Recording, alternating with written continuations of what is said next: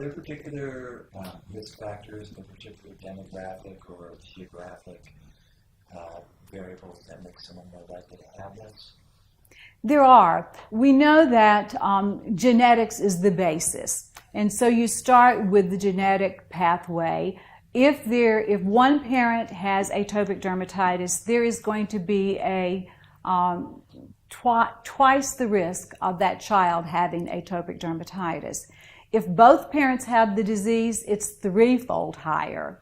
Now, we know that other allergic diseases such as allergic rhinitis and asthma are often found in the same family members, but they don't carry the same risk as if the parent actually has the atopic disease. And we see this as a disease of westernized countries. So in the U.S., up to 30% of children and up to 10% of adults will have the disease. If you were to go to, for example, a study was done in Jaipur, India, it's less than 1% of children who have the disease.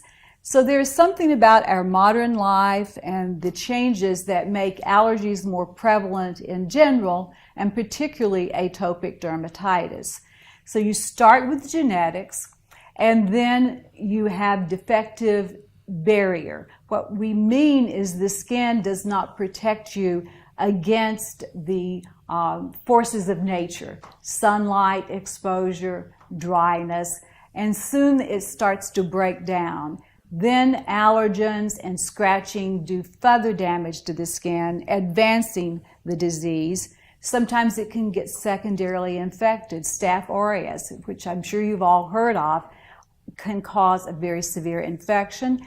And chickenpox, the herpes simplex, can, if that child is exposed, can cause a very serious life-threatening disease. And so it is a disease that we want to try to keep under good control.